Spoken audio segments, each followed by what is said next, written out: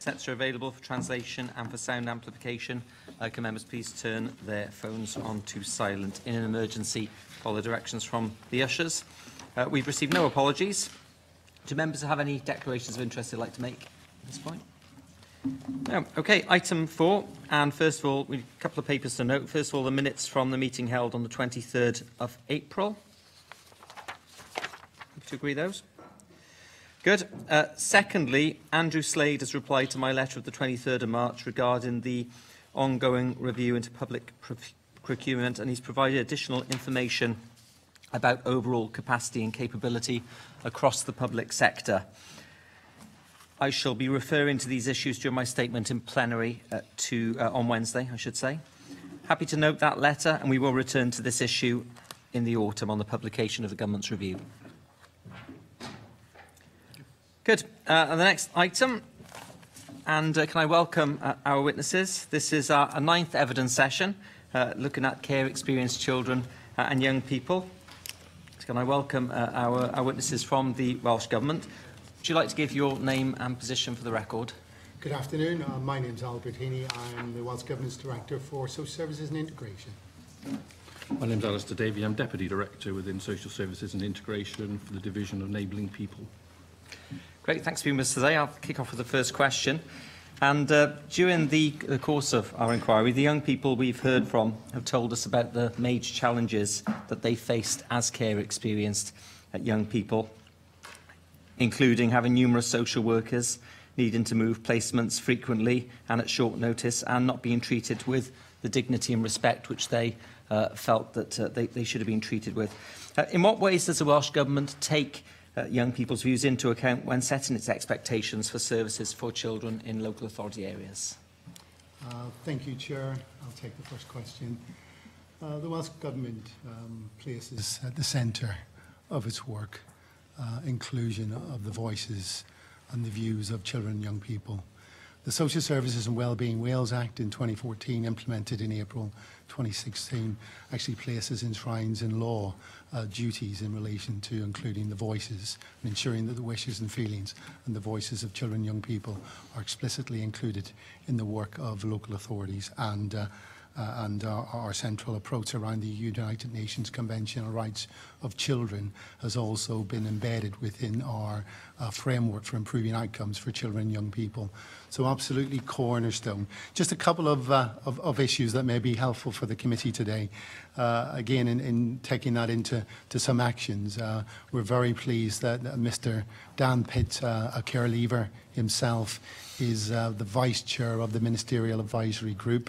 And indeed provides a great critique of the approach of the Welsh Government and others in terms of developing. So brings a reality check to the work that's currently in play, but also puts a significant challenge in. And alongside that, Chair, then there's the whole host involved in the Ministerial Advisory Group work, improving outcomes for children of the third sector. So we have a very strong voice coming forward in terms of the work. You mentioned about the experiences of children about and some of the disruptive factors. So what we're currently doing, we have the Children's Commissioner was very committed to an approach around bright spots, and the Ministerial Advisory Group is currently has done a survey around bright spots, and that's due, the learning from that is due to be published in June. And again, that's including the voices of children and care experienced children and young people directly in terms of their experiences, so we can use that knowledge directly from themselves in terms of them improvements that we need to take forward. And we do know as a Welsh Government that stability for children in their lives is crucial. And we have, as part of the Ministerial Advisory Group, undertaken a major piece of work around placements, especially for those children and young people who have been in the care system for 4 to 5 years. That particular work has come to conclusion. In terms of timing for the committee, it's actually just due to be published after this committee on the 15th of May. But one of the highlights that's coming out of the report is around about 3/4 of children in the care system have more stability in placement, so not or one placement moves, and that again is something that we want to see embedded throughout the whole of kind of Welsh care. Just on the issue of placements, because that was a key concern that the young people that this committee spoke to raised, and just to go through some of that evidence, one young person told us I had 14 different placements in a year. Another said I'd been at the placement for 4 or 5 years, and then all of a sudden my social worker turned up on a Friday and was told we'd be moved on a Monday. Another young person told us they had maybe 40 placements over 12 years, so over the 5-year period you spoke about. So this clearly has come up again and again. Are you confident that going forward these issues can be addressed, and that local authorities will be left in no doubt that they really should be putting the younger person at the centre of this process, as you said? Yeah, absolutely, Chair. I mean, what we've got to do, we've got to acknowledge the fact that some children and young people's experiences just isn't acceptable, and that we've got to work harder and more effectively. I think that brings us into some of the challenges sometimes that children and young people themselves face.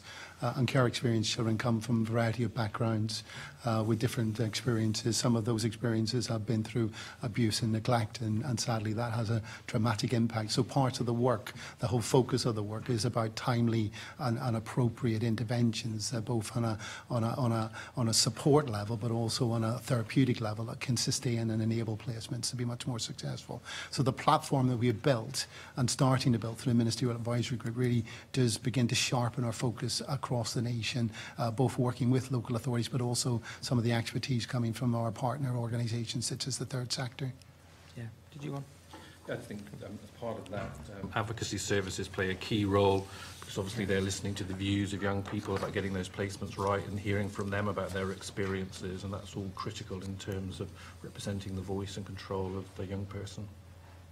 We just, in the private session prior to this, had Lynn Eagle, the chair of the Children and Young People's Committee, and she spoke about the importance of advocacy, and there have been quite a few inquiries over, well, the previous assembly over a number of years, and yet we don't seem to have got to a point where it's right yet. You think that with the establishment of the group in 2016, then there will be a much more focused dealing with the issue of advocacy? Yeah. Thank you, Chair. I actually chaired the high-level steering group that led to the work around the national approach for advocacy and the active offer. I think one of the things to start with is that for Wales can be proud of its approach, although it has had to refine and develop and enhance as we've taken some of the issues forward. But we must look back and remember that it was the Waterhouse report that led to our approach in Wales around advocacy, around safeguarding, ensuring the voices and children's experiences are pivotal and supported. Our advocacy approach in Wales, I think this active offer is really quite a unique position in terms of us taking forward, so that every child who's actually in the looked after system for as we looked after children's system within the local authority care, every child will have an automatic an active offer. We have refined that recently, working together with local authorities and our advocacy providers in Wales, where they will actually be ensuring that the advocacy providers will be directly contacting those children and young people to offer them their services. What we do know, and I think this is really important, because advocacy is and should be a part of our Welsh DNA, but talking to Nias and Trosgonnell Plant, they have told us that where their work around advocacy, some of the benefits and the cost benefits and the outcomes are that children and young people who are currently receiving those advocacy services understand their rights and entitlements. They also have been involved in the discussions around their care planning to make sure that their views are part and enhanced and part of that discussion. They feel more confident in expressing their views and better supported and engaged with them around their care planning. And through the advocacy providers themselves are able to, show and demonstrate that it has a positive impact. And then I come back to the kind of Waterhouse issue where, we in Wales can then say that we know that all children looked after have that access, that direct contact with advocacy. Yeah, it's not just the services being there, it's they've got to exactly, and that accessibility, and that was one of the challenges that we found previously, was that although advocacy services were there, the actual accessibility didn't always take place in the way that they wanted it to do so for children and young people. And that active offer, turns that around, where it's actually direct. And the safeguarding issues, where children have got a concern or a worry, they have that contact with their advocacy provider and can raise any issues in relation to safeguarding. Yeah. Did do you want to add? No, just that obviously we've invested a lot of money in the service, £550,000, to get the sort of social services, sort of regional collaboratives up and running. So that has been a big challenge for us, but now that work is well underway, and as Albert was saying, we're getting really positive feedback now that that's really starting to bite, and we're driving that consistency across Wales. Great. Supplementary from Rhiannon?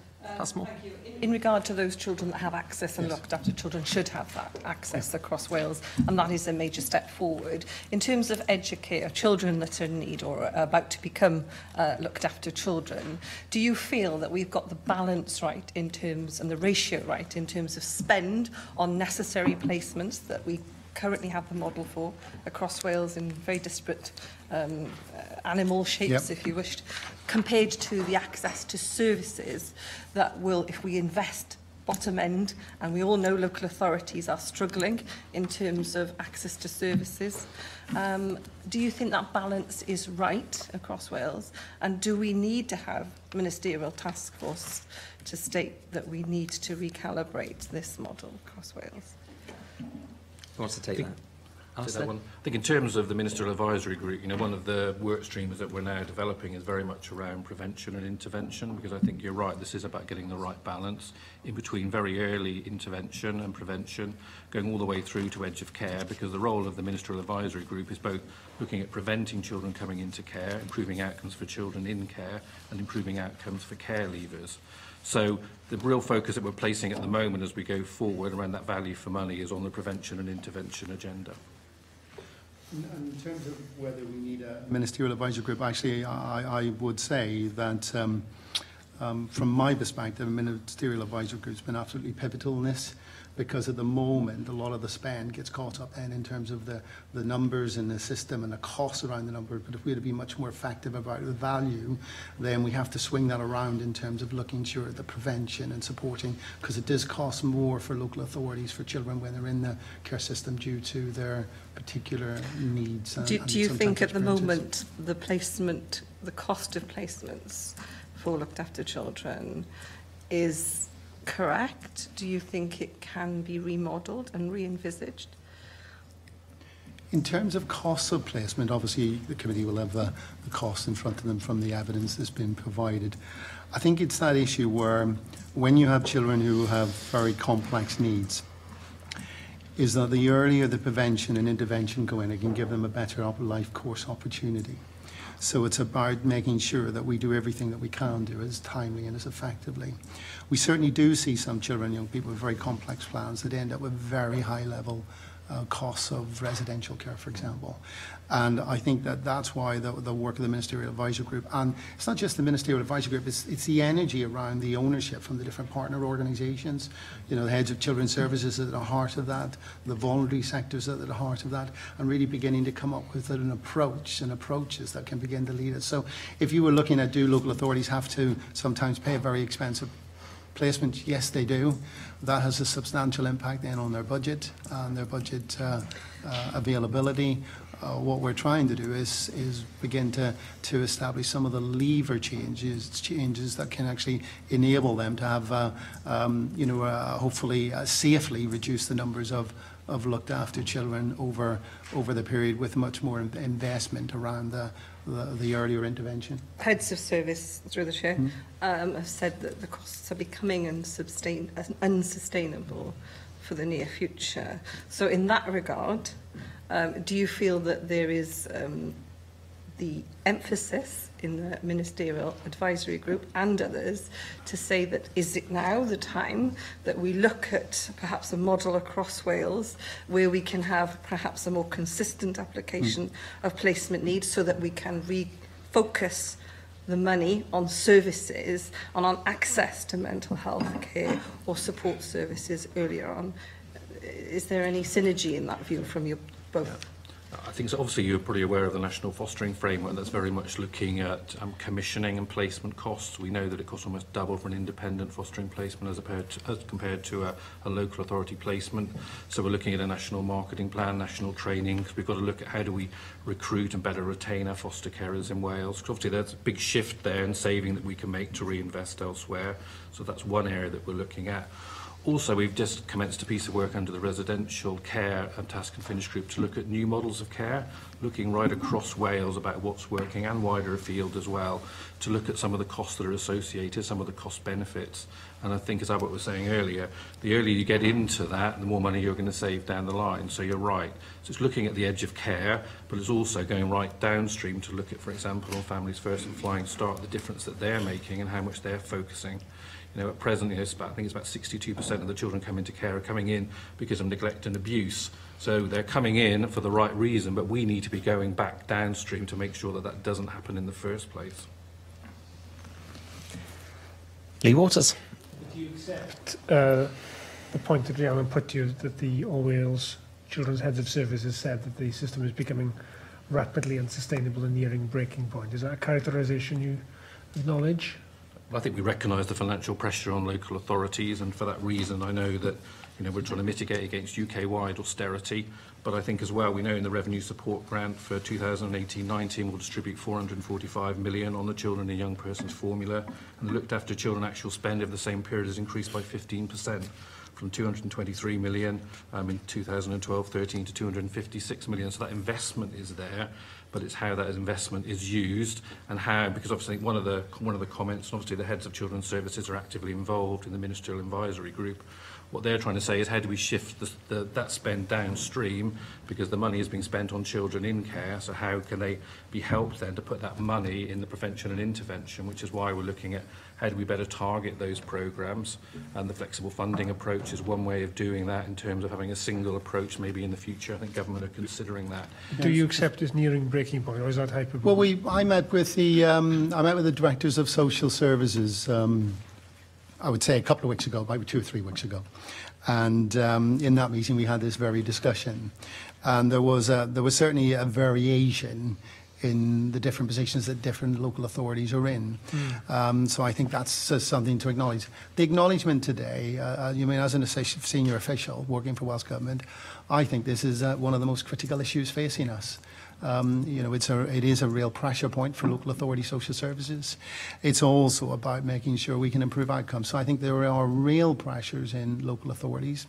I think, as Alistair quite correctly says, the emphasis that we're working upon is leading through ministerial advisory group work is creating the opportunities to kind of break the cycle of children coming into care. There's some really good work beginning to take place in Wales. And that's come from the discussions that we've had around the table. And for example, I would cite the Reflect initiative in Wales, where mothers with potential rubbing up against the wrong, let me get my words correct, Chair. Some mothers frequently have their children removed because of circumstances, and the aim of this scheme is to support them and break that cycle. That cycle is both detrimental to them as a person, it has a dramatic impact, but also it has a dramatic impact on the children and young people coming in to the system. In my career, certainly, I've worked with families where 9 children have been into the care system, and that brings all sorts of challenges in its own right. What we're trying to do then is look at ways in which we can use new models of care that are tested, that enable us to begin to turn that around. Sure, that'll take time, improve clearly. outcomes, of course. And the Ministerial Advisory Group agenda is very full, but it's going to take a long time to work some of those things through. Back to the meeting you had recently with the Director of Social Services, you rightly said that clearly there's variation within the local authorities. Of those you acknowledge who are really struggling, the phrase that they've used is breaking point. What does breaking point look like, and what will the consequences be? What will that mean for the system if some local authorities go beyond the breaking point? Well, it's not for me to, in a sense, try to define their breaking point, because they have statutory duties placed upon them. But isn't there not contingency planning taking place of how the Welsh Government's going to step in if it reaches breaking point? In terms of what the Welsh Government's doing, is trying to look proactively. It's trying to work together with those heads of children's services and directors of social services in a constructive way to get the right approach moving forward. We've mentioned around the different models of care. We've mentioned around different interventions. Some of those interventions are currently live. So I think to say that it's just about us thinking about the future I mean, the Reflect project, as I mentioned, been actively implemented across Wales, was initially trialled over piloted in the Gwent area, and has been successfully enrolled out by the Welsh Government funding across Wales. So again, it isn't waiting to the future until the system, in a sense, has all the edges and cracks. It's actually then being much more productive and working with the partners. Okay. And remember that the statutory directors of social services and their local authorities, they have together got those duties placed upon them. Sorry, forgive me, I'm just trying to get a picture in my head of what happens when the local authority hits what they define as breaking point. Well, from my experience, the local authorities then have detailed plans. We as Welsh Government have asked all of the regional partnership boards to come together to assess their population needs, which include children and planning, and actually then to produce their area plans. The area plans now, 6 of the 7 area plans have been publicised, and it's within their duties to, respond to their population need. What we're doing then as a Welsh Government is supporting, is enabling, is showing that national leadership. And again, the work of the ministers, the Ministerial Advisory Group for Improving Outcomes is highly detailed. Mr Melding is chairing that work and beginning to lead to different opportunities, which should, in the worry about the breaking point, should begin to alleviate some of those tensions. And do those area plans include contingency planning for if they do reach what they call breaking point? I don't think they include in the terms of this is our contingency planning, but it includes their effective planning for how they're going to respond to their population need. Okay, it's meant to be a fairly straightforward question. I realise it's an incredibly complex area. I'm just taking them at the word of what they say. There's some of them are saying they are close to crisis. And I know this is not, this is an overused word within the public sector, but let's take them at face value. They're close to crisis. You acknowledge some of them are close to breaking point. I'm just trying to get a picture of what happens when they hit that. Because what you're telling me about was respect is longer term plans in place. Does the Welsh Government need to step in at some point and say, this is out of control? What's the contingency planning at your level, given that these warning signals are being sounded? In terms of the contingency planning, it's for each local authority, their leadership, their statutory director to have effective plans in place about how they respond to the needs of their children and young people. What we're doing as Welsh Government then is supporting them. That was shown through the 8 million funding that had gone in the past year to assist them around children's services, some of the pressures, particularly targeting that funding around edge of care and those pressure points that you quite rightly highlight today. We acknowledge the challenges and the tensions in the system. We understand that. But as a Welsh Government then, we've raised children's issues to the very highest level. Our Prosperity for All, our national strategy. Are you checking these contingency plans to make sure that they're fit for purpose?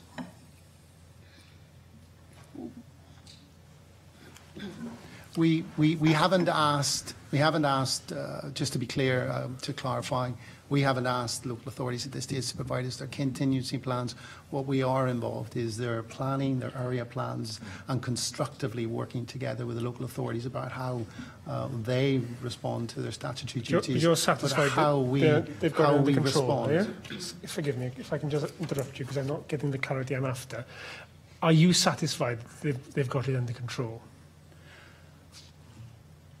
We have the Care Inspector at Wales who inspect the children's social services where issues are raised of... Sorry, Mr Heaney, that's not the answer to my question. I'm really not trying to be difficult. No, and I'm really trying genuinely to respond. So we're both trying to be constructive. So you're saying it's not your job to have the detailed plan, that's their job, but you have an oversight function. Are you satisfied that the plans they have are fit for purpose if, as they're warning us, they hit breaking point? At this moment in time, today, I am satisfied with the information I have in front of me that children's services and social services directors are responding positively to the challenges that are currently experiencing. I'm also confident that we together, as Welsh Government, local authorities and other agencies, can, by taking the right actions going forward, ensure that we don't reach this critical breaking point that you're responding to. Because, again, it's in no one's interest, no child, young person's interest. I think that does answer my question. Thank you. Did you want to come in as well? Yes, sorry, and also we asked local authorities to look at their wider corporate parenting responsibilities, because this is about, in terms of care leavers, for example, they're 6 times more likely to have their children taken into care. So how are they making sure that their budgets around housing and education support their corporate parenting functions? This is wider than just children's services. Is how are they working as a local authority, as the corporate parent, to ensure successful outcomes for those children and young people? You mentioned £80 million being earmarked. That's now been transferred into the revenue support grant, which obviously is unhypothecated. Local authorities can do what they like with that. They don't have to spend that looked after children.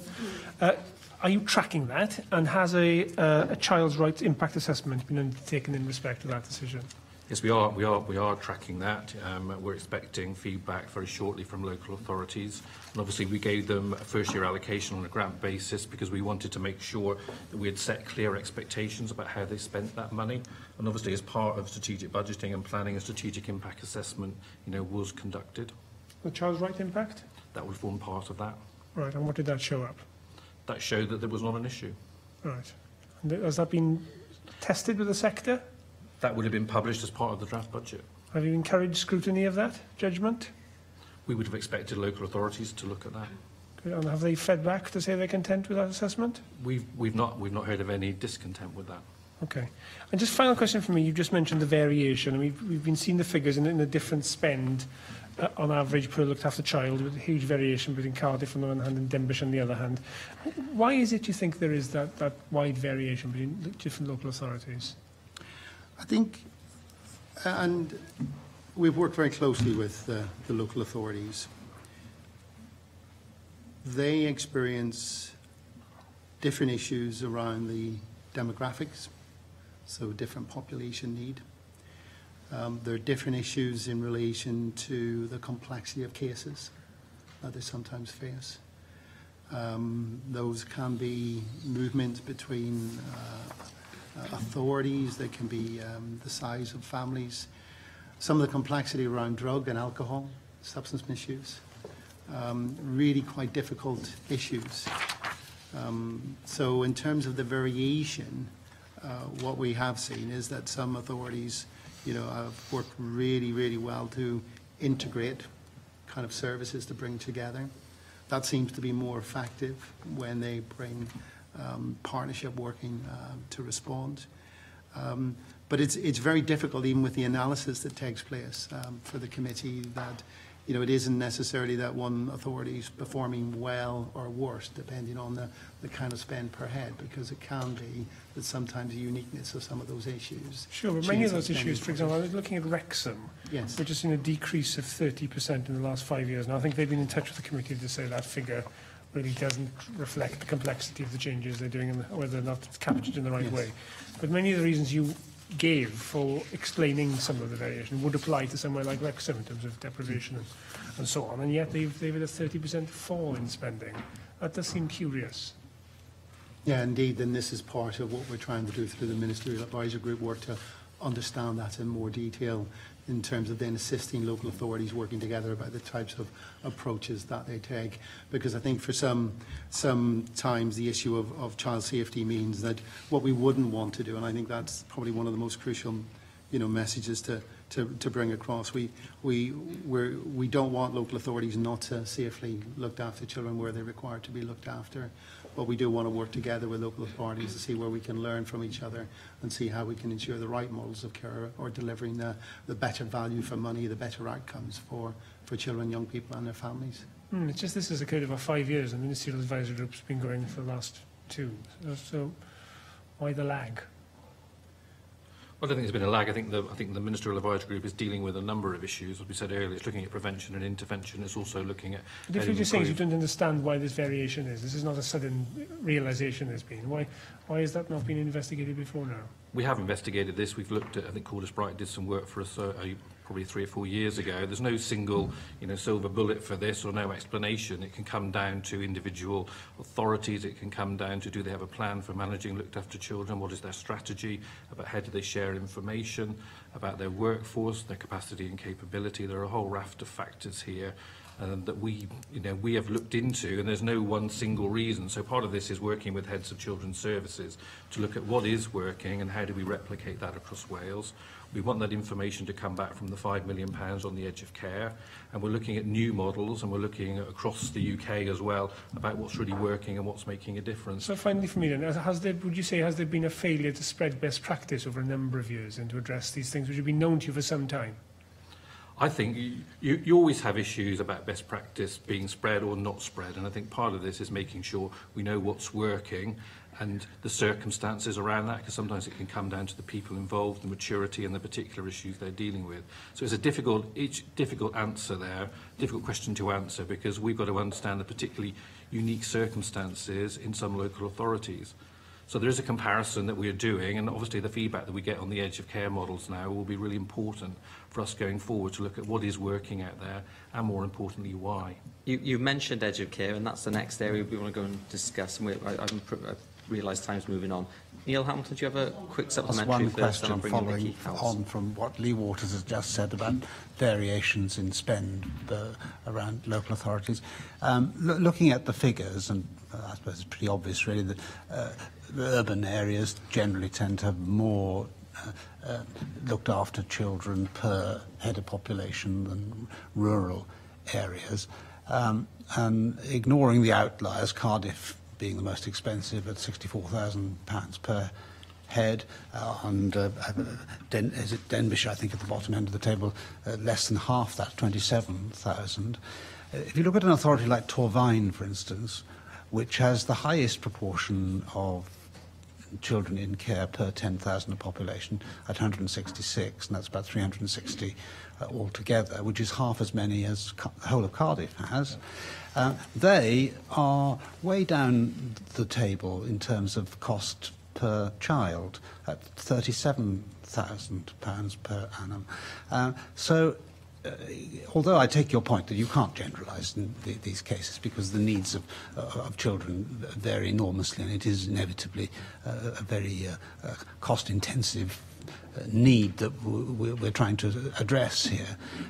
It seems to me that if an authority like Torfaen has a large number of looked-after children and has the largest of all percentage of looked-after children per 10,000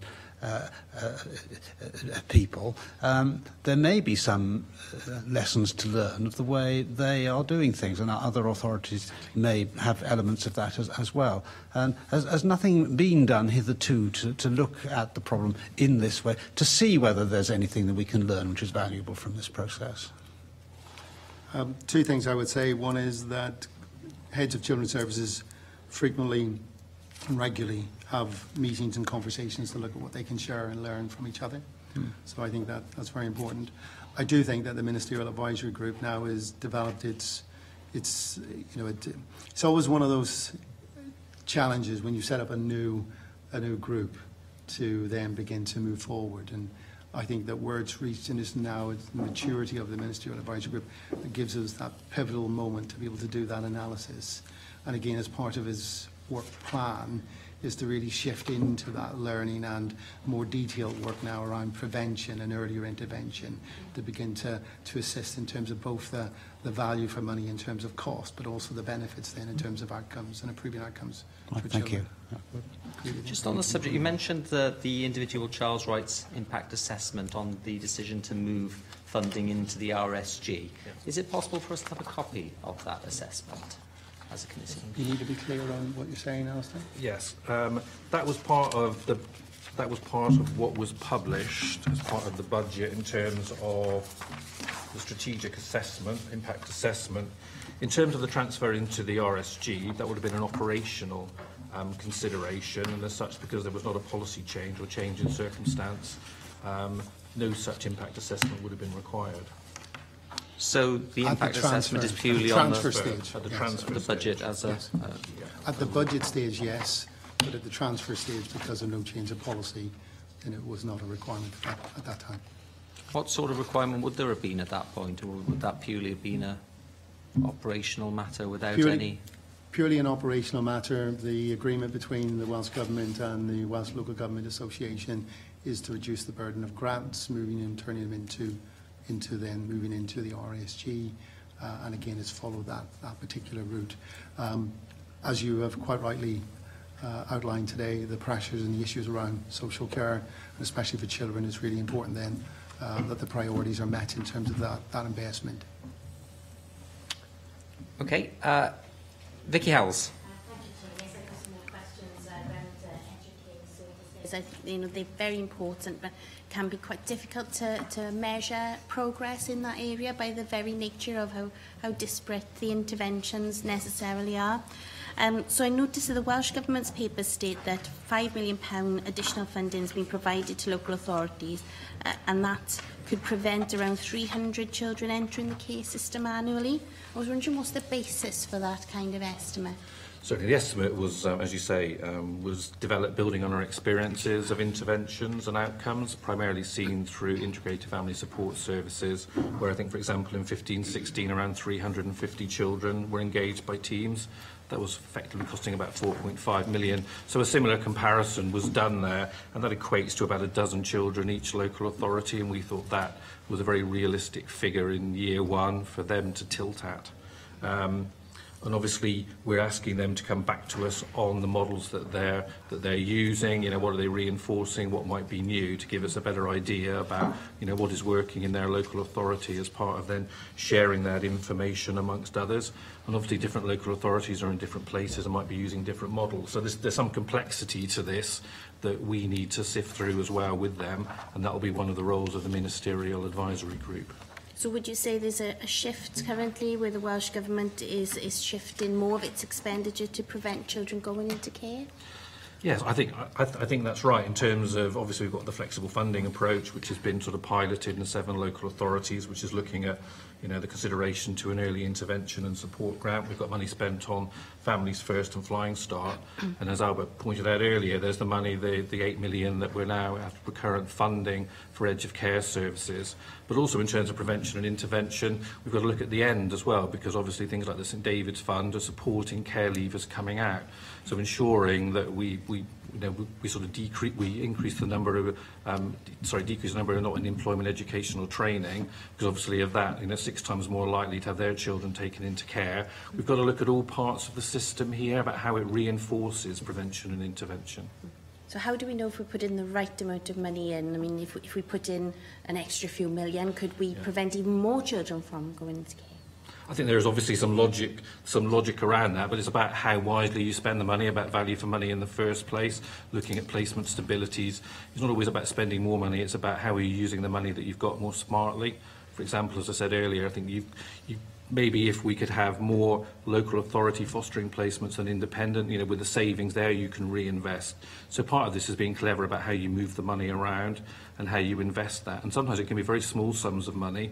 I think we're helping about 400 children and young people with the St David's Fund. And sometimes that's a few £100s. It might be for driving lessons, it might be for tools, but it's really helping to change a child's and young person's life. So it's not always about big sums of money, it's about how do we target small sums of money and spend that money wisely. So is edge of care services the area where longer term financial savings and improved outcomes could be achieved, or is it just part of the jigsaw then, based on what you've said? I would say it's part of, I think we're talking about early intervention and prevention all the way back through some of our family support programs and positive parenting. We know that in terms of children being taken into care, about 50% are coming from parents with drug and alcohol problems. So there's an holistic part here that we've got to think about, is how are we supporting those parents in the first place. We've got to think about how do we bolster edge of care to ensure that children don't go into care.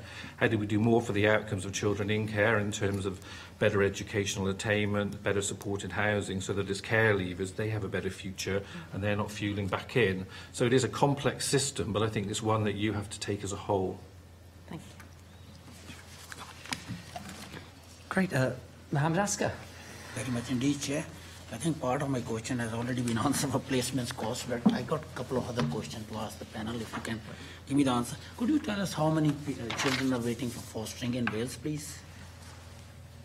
how many children are waiting for fostering in Wales?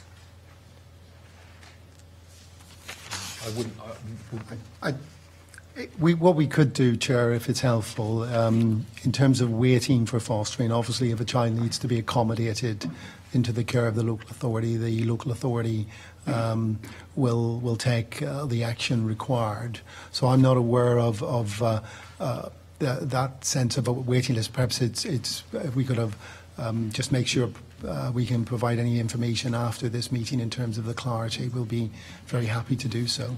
Yeah. Thank you. My question to relate to this directly is because most of the people are putting off, good families are putting off not to have children for fostering because high-profile cases in the court very recently. Have you done anything about this? Now let people know that the fostering is a good job, to look after the child is a noble job. Yeah. So what government is doing here? I think you're shouting on the wrong tree. Yes, and thank you very much for that question. We have the national framework around fostering. That's been a major piece of work done together with our partner organisations. It really has promoted a number of streams and work streams to enhance the offer around foster care and also ensuring that we develop foster carers coming into our services and are able to provide. Alistair, I'm sure, will want to add a little bit of detail. No, sure. We're just in the process of sort of scoping out a national marketing strategy, but you've probably seen recently across Cardiff and across Wales campaigns for foster carers. You know, we're really actively driving at that. Not just about attracting foster carers, but explaining what does foster care mean, and sort of people that can foster care, because sometimes there's some very mixed messages, so we want to break them down. And also about how we retain foster carers and the support, and the new national training package will also be coming out shortly. So this is about having an approach where we're really trying to increase the number of local authority foster carers, both, as I was saying earlier, around the cost benefit of that, but also to really demonstrate what a fantastic job it is to be a foster carer. Yeah, thank you very much. The Reflect project has been operating in Gwent for over a year at this point. And there's a process of being rolled out to all 7 West regions. Has the West government evaluated the success of the project in Gwent with respect to rehabilitation? Is the project objective to eventually see parents who have experienced a compulsory removal of their children reunited with their children and family, or is rehabilitation focused solely upon supporting the adults? Okay. So the Gwent initiative, the evaluation around the Gwent work is very positive.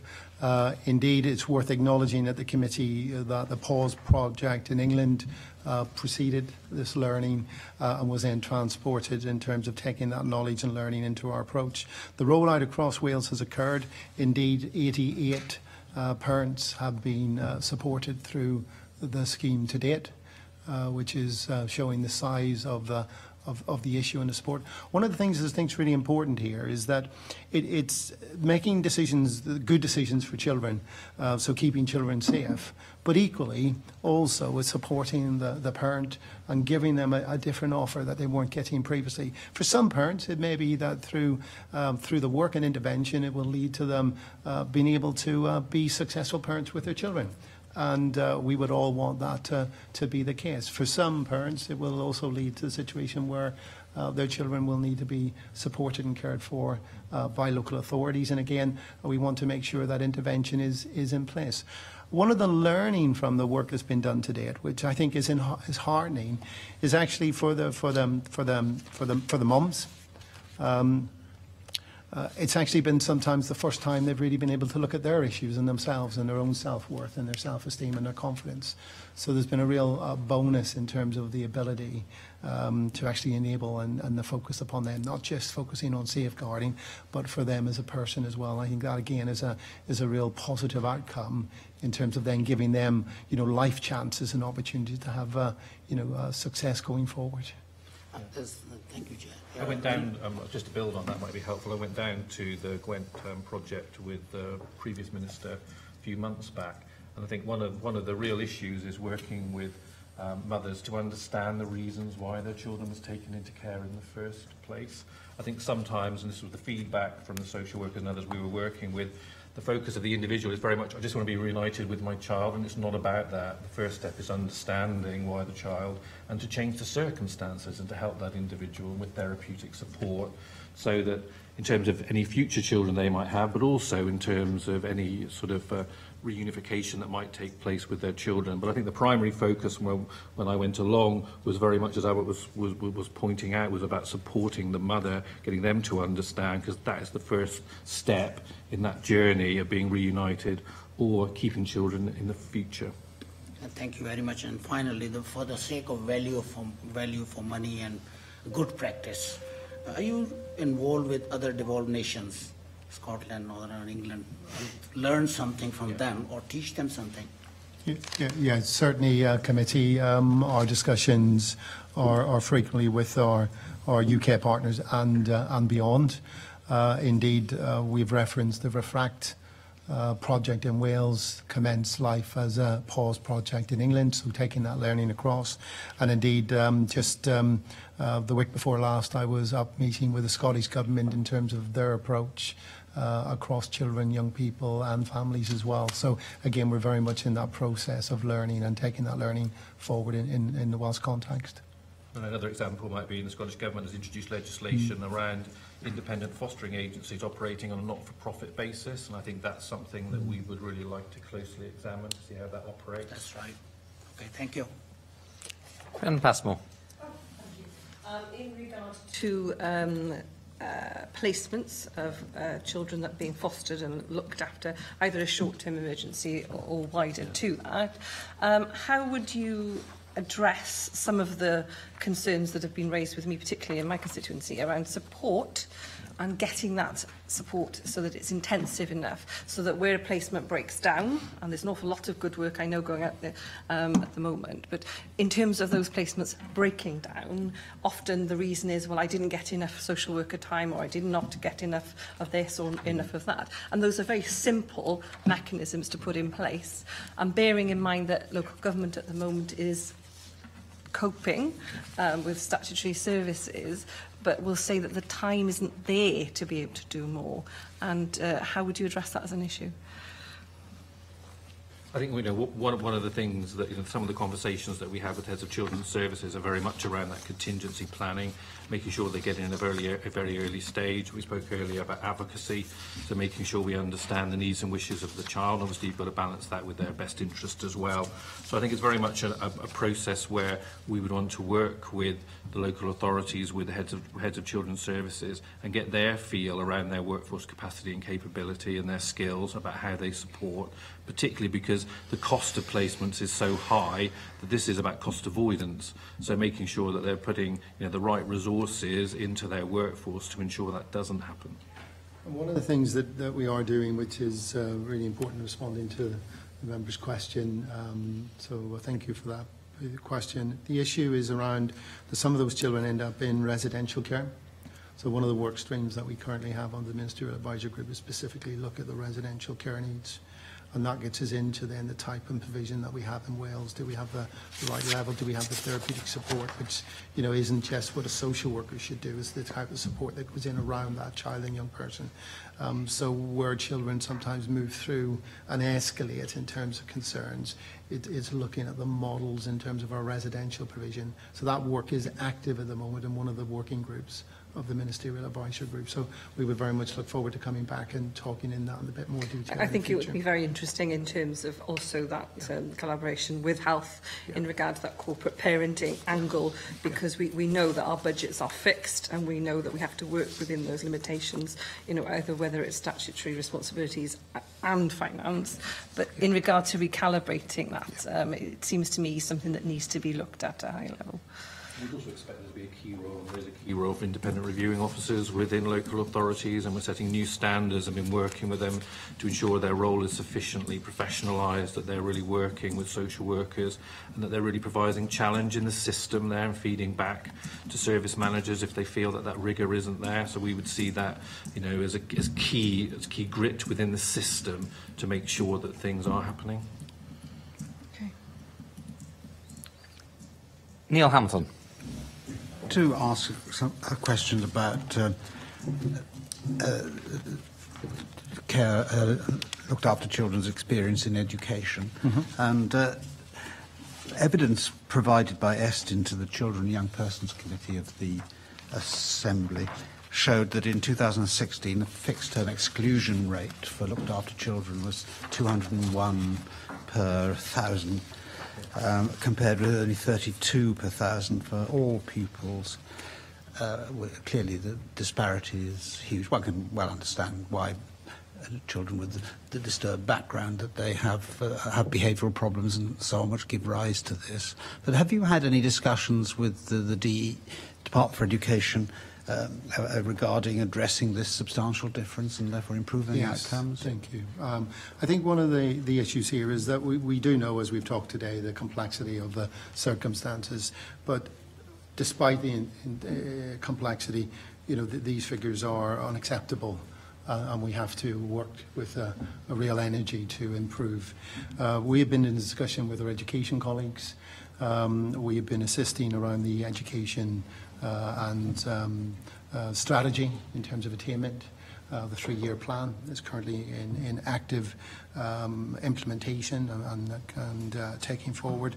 One of the issues I think that clearly concerns us here is just this low number of attainment, and whilst we know that from different factors that will have played a part, we do believe that together, working across education, social services departments, and also with our colleagues in CAMS and other professional fields supporting children and young people, we can make a difference.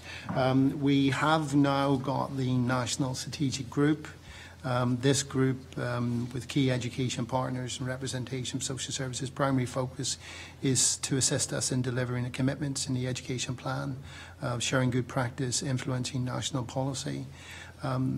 Interestingly, the National Strategic Group has been instrumental in progressing pieces of work already, creating standard reporting template, presentation of the educational data for looked after children to corporate parenting panels, ensuring and shaping training modules, making a difference, a guide for designated persons for looked after children in schools, piloting a new tracking system to better monitor educational progress of looked after children, and also shaping the new look personal education plan, which will also incorporate the individual development plan for children with additional learning needs. And it's really, I think, supplying, good practice case studies, working together, education, social services, planning together for more innovative models. And again, there's an online community now of good practice in terms of being able to access. So it was absolutely critical for us to work together, and that work is certainly taking place. My knowledge of this is only superficial, I admit that straight away, but my instinct would tell me that one of the biggest problems for children in these circumstances is the instability of their home life. They're moved around such a lot.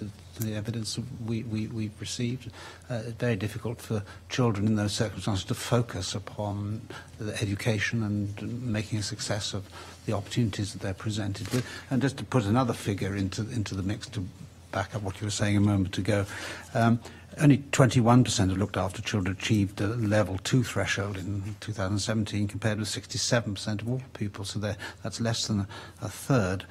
And 41% of all pupils eligible for free school meals, so half of that. Only 12% of looked after children achieved level 2 threshold inclusive, compared with 55% of all pupils. So there's a huge gap there that needs to be addressed. What more can be done to try to avoid this, perhaps merry-go-round is entirely the wrong word to use in these circumstances, not very merry at all, of children moving from one carer to another, or in and out of institutions or whatever. If you're going to provide this stability, which should be the bedrock and foundation of better achievement. And you are absolutely correct in relation to the instability. If there's placement instability, that creates educational instability. So it's using that knowledge that we currently have around placement stability supporting the placement. We support the placement, that helps in terms of security, supporting education. But then it's using that good practice, so the new models and working together with educationalists in terms of support.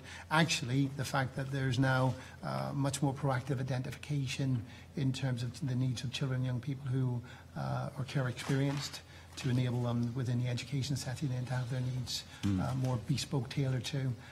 Being sensitive. I think the learning of being sensitive, you have to have emotional resilience and to be able to learn. And it's using that in terms of awareness that there may be other things. So sharing information, good communication, good partnership, good planning to create that stability. And there's no doubt that although children come in sometimes with very difficult background and circumstances, that we can, if we work together, do much better. And the ministers, the Cabinet Secretary for Education and the Minister for Children and Social Care are meeting on the 9th of May, and Mr Melding will be part of that meeting in terms of the next 3 years. I think it's building on the training of foster carers as well. They're really ensuring that they're going along to parents' evenings, they really understand the curricula, they're really properly trained to support children sometimes with very difficult needs, children that might be abused or have been neglected. I think it's working with the teachers themselves so they understand the particular needs of the children, because sometimes I don't think that's always understood. Because I think whilst I think you picked up earlier, whilst permanent exclusions are the same across the piece, you know, the rates for fixed term is much, much higher. I think it's about 7 times, as you highlighted. And I think that there's a subgroup working on that as part of the Education National Strategic Group, and they're reporting in the summer. So I think that'll be key to look at good practice across Wales, because obviously that is not acceptable, and it's something that we really have to look into, the reasons behind that, and work as a piece across local authorities, education, and with foster carers. Yeah. And allied to this, I'd like to ask a question about the People Development Grant. In England, it's much higher than it is in Wales, at 1,900 per child, compared with 1,150. I realise you can't comment on that, but in England also it is given for adopted as well as looked after children, whereas that's not the case in Wales. Has any thought been given, or is any thought being given to moving to a model closer to the English one? Thank you very much for the question. What we have done in Wales is that we have allocated, the Cabinet Secretary for Education has allocated support looked after children, and you are correct, it's based upon the calculation of the looked after children population.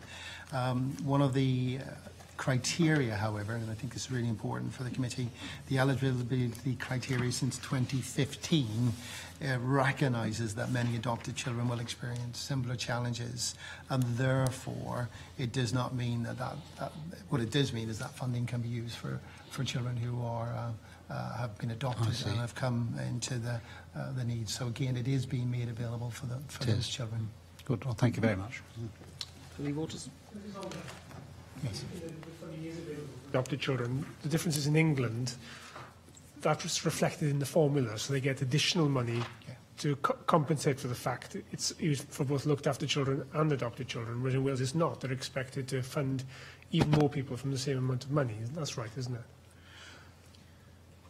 Well, without getting into the money question, because as officials with the political decisions, what we have certainly tried to do is make sure then that the criteria together is wider, which it is. Sorry, this is not a political question. Is it just a matter of fact? Is that not the case that in England the funding formula reflects the fact it also applies to adopted children, but not here? Yes, and but the criteria here does enable it to cover. Sure, but there's just no funding for it. They can spend it, but they won't get the extra funding for it. But we're also supporting through other measures as well around adoption and adoption support. So there is actually funding being made available directly for adoption support. We do have third sector grant schemes that are currently in place as well within the Welsh context. So you think the in the round is equivalent to England, is it? Well, I wasn't, because we're not the officials responsible for the pupil development grant, so it's not that I'm trying to be evasive, but we don't lead on that policy side. From our discussions and working together, we know that it's clearly, what we have also done is make sure there's post-adoption support. So for children and young people who have been adopted and need that support, we're making sure then that through the National Adoption Service and the agency. I think to be fair to the officials, if pupil development grant isn't specifically within your remit, then This silent working is precisely one of the points we're trying to get at. Yes, but and we can reflect that in our report, but at the same time, if they're not responsible for that grant, then they can't answer your question. I understand why yes, what perhaps we can get us that information. The point I'm making in terms of what you are responsible for, if it's being spread thinner by allowing it to be able to spend on children in adoption, that's less money available for children who are looked after, which is your responsibility. Yes, and what I'm confident in is that the Cabinet Secretary has made monies available for the pupil development grant.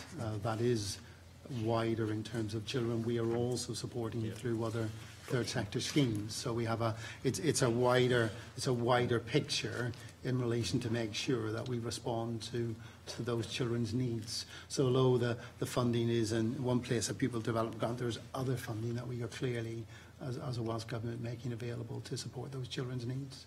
Additional money was put in as part of the consequential funding, 125,000 for adoption support, on top of the third sector grant money is already identified. Right. It would be useful, I think, perhaps a note for the committee to look in the round how that spending compares, please. Thank you. Of course. I'm aware that we're nearing the end of our time, and Adam Price, last but not least, has a couple of questions. I just wanted to ask, the Improving Outcomes for Children Ministerial Advisory Group has now established a Sentinel Indicators Task and Finish Group. What are Sentinel indicators? How are they different to indicators? I think they are effectively performance indicators. Effectively, some of the examples, obviously we're working through this, and this is a task and finish group that is being chaired by David Melding himself. I think an example would be the number of care leavers in education, training and employment, the number of children supported by edge of care, availability of housing options, workforce stability at practitioner level, which I think we picked up earlier, corporate parenting and participation, stability of placements, health indicators. So they are key performance measures. So the word sentinel there I wouldn't get too hung up on. I think it's really about key performance. Yeah, can I gently suggest, though, maybe if they are just indicators, it might be worthwhile just calling them indicators. I think that's very helpful. Something that we'll take on board. I understand. To be fair to David Melding, he did say previously that the title was a work in progress.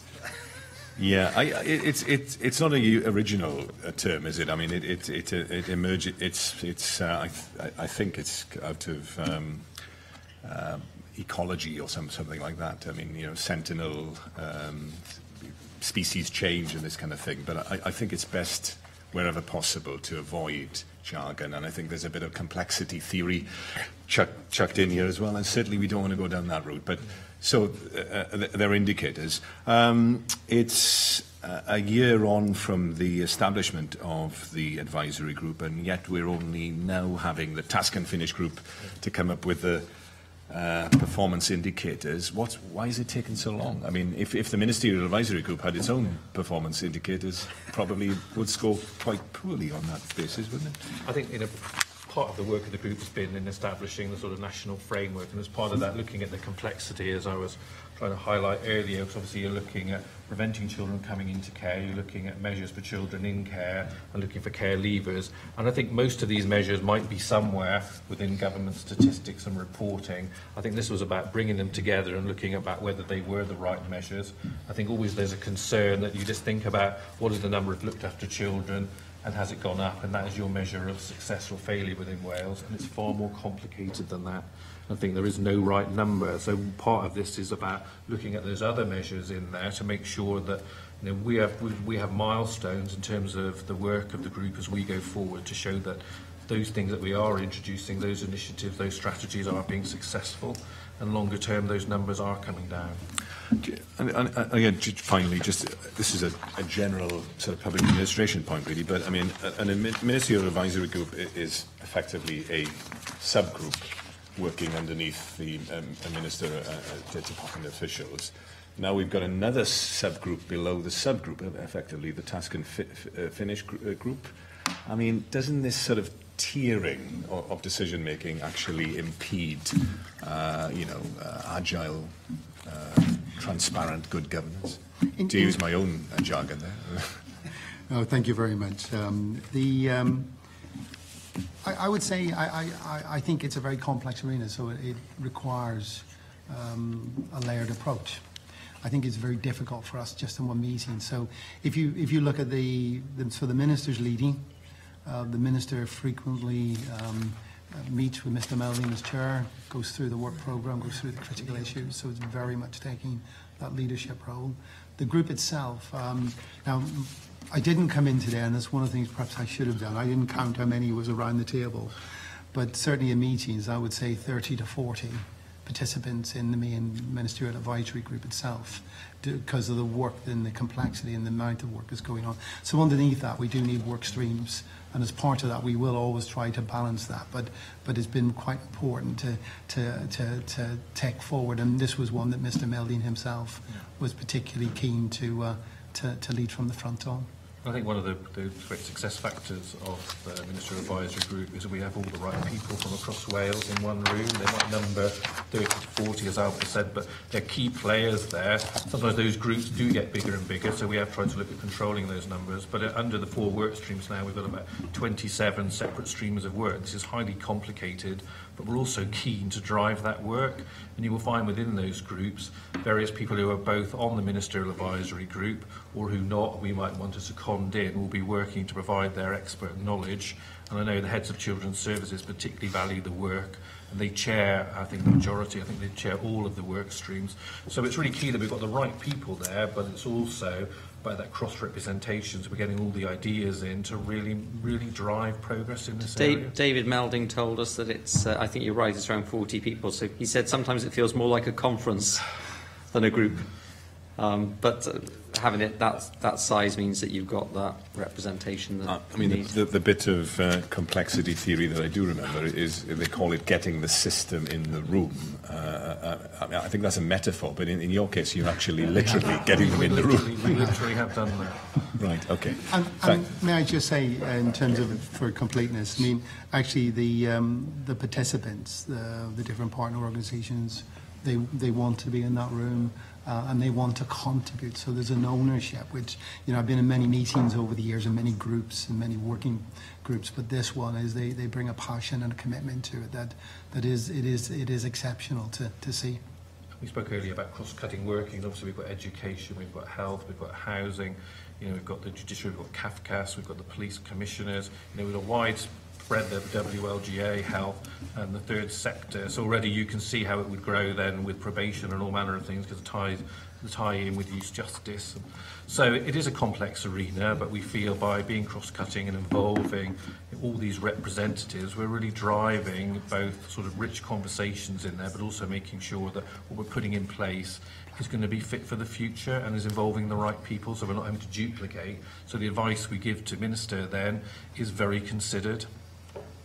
And so in these areas which are cross-sectoral and intergenerational sometimes in terms of the scale of ambition, then this kind of approach, and presumably cross-party as well, because no matter who's in power is going to be there as a factor. Okay, on that. So they work in those specific areas quite well. Yeah. Rhiannon Passmore? Thank you.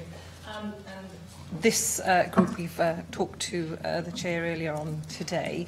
One of the questions that I asked was, how is this information, and it's very valuable that you have this forum, absolutely convinced about that. How is that disseminated and distilled down so that there is a direction of advice to the minister, so that it is a fit-for-purpose body? Because as I said earlier, it's very easy to set up advisory groups and boards. It's what comes out of the end of that sausage machine. Because as I've also said today, I can go and talk to any number of people in the field of looked after children, and they will say, we need X, we need Y, we need Z, and they will give you a menu, and I won't go through the points that we talked about earlier, of what they think needs to happen. So bearing in mind the cuts that have come into Wales and the stringent conditions that local authorities are working to,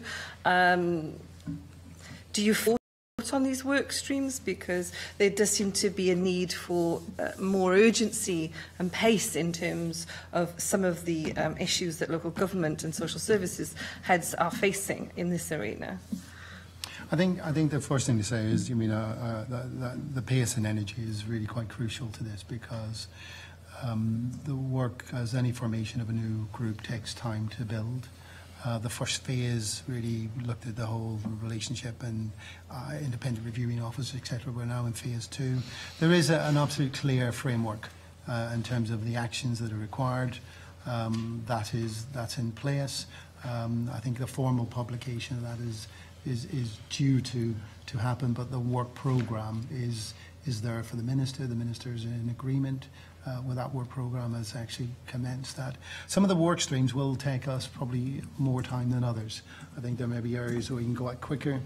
The ones around prevention, early interventions and models. We've done major piece of work around models of care, and we've come up, and what we've had back in is that there are lots of different models of care, and some of those models of care seem to be effective, some less effective. I was reading around the North Yorkshire model, as the member raised around other different models, and again they've introduced models that have produced reductions in costs but improved outcomes. So again, it's looking at what's going to work within a Welsh context, and so that work is certainly committed to and in progress. And I think over the imminent future we'll be able to come back to this committee and report that particular progress. Right. And it's not all jam tomorrow. There are things actively. For example, in June we've got the publication of the National Practice Standards for independent reviewing officers and independent visitors. We've got the new regulations and code and practice on special guardianship orders. We've got the publication of Bright Spots, which is reported to care experiences of looked after children, and we've got the national framework. So just to give you a cut of the next 4 weeks, there's 4 major pieces of work that are being delivered. And the national framework, I do think is, I think it's a commendable piece of work that's been done. I think it will lead to significant changes in the way we approach fostering and fostering support in Wales. Oscar, very briefly. Thank you very much. When is the Welsh Government going to launch this all-day brand for fostering? And does the Welsh Government believe that the branding offers value for money to children in care? All the branding in terms of the sort of the national framework will be out in the summer, so that is very soon in terms of marketing, also in terms of training. So all of these things are very imminent. As you know, we're in the implementation stage, and that's over the next 2 to 3 years. So we're right in the heart now of delivering that. We've just delivered the commissioning guidance that has gone out, also to local authorities, so they're working up their plans for June. So all this is coming together in the summer.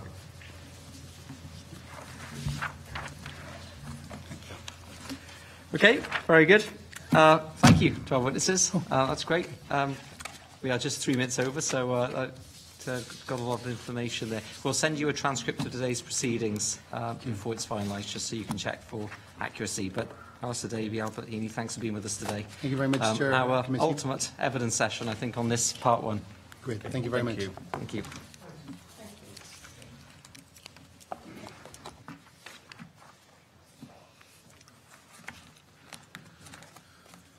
Okay, I propose in accordance with Standing Order 7.42 to meet in private for items 7 and 8.